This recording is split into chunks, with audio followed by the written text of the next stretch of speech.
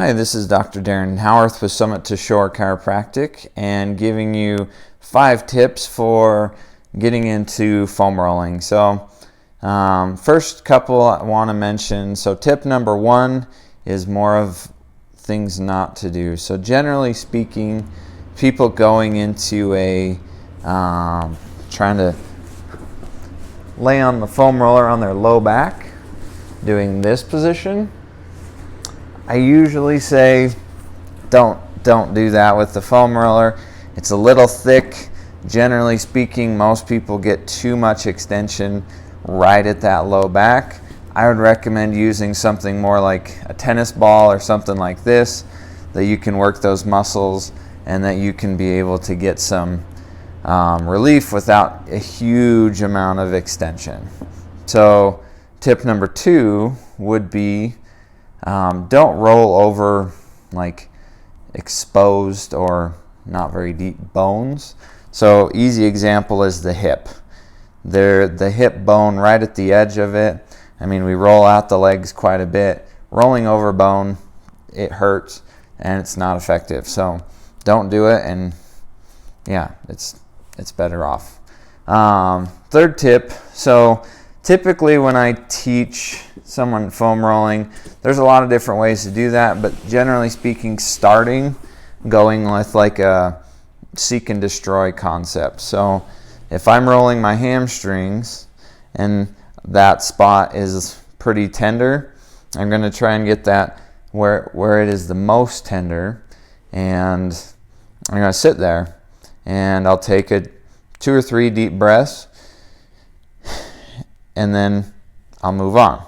Go to find another spot, and then, okay, there's another tender spot, work on that one, same thing. And working on each particular muscle group, no more than like a minute or so. Hamstrings, quads, do a minute on each. It's about, that one you can kind of vary a little bit. But,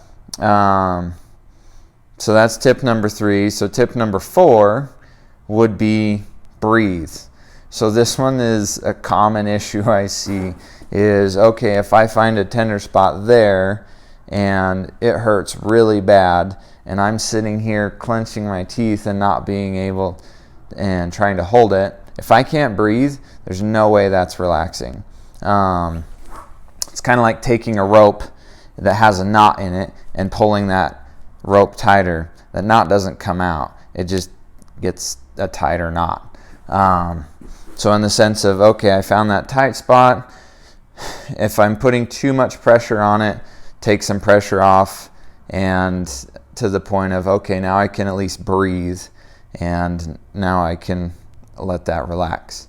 So breathing is huge with this. Again, no pain, no gain doesn't really work here. There's going to be some discomfort, but again, if you can't breathe because it hurts so bad, that's too much. And tip number 5 is get creative.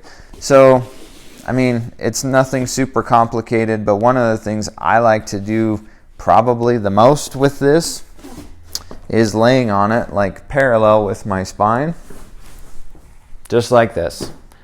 So you're just going to get basically the stretching of that chest, some extension in that upper back, and just lay there for a few minutes. So this is just counteracting basically what you're doing all day sitting at your desk, if that's what you do. Surprisingly relaxing, and it puts your back and shoulders in a good position. So those are the 5 tips I've got for you. Again, number 1, just don't roll the low back on this foam roller. 2, don't roll over bones, like the edges, like the knees. Easy example too. 3 would be seek and destroy. Find those tender points, work through them. 4, if you can't breathe, it's too much. And 5, get creative, have fun. And these things work really good for help loosening muscles. And I would again recommend time-wise, after an activity is a great time to do this. Since the muscles are warm, you can kind of work out some of those tough spots. But if you have any questions, give us a call. We'll talk to you soon.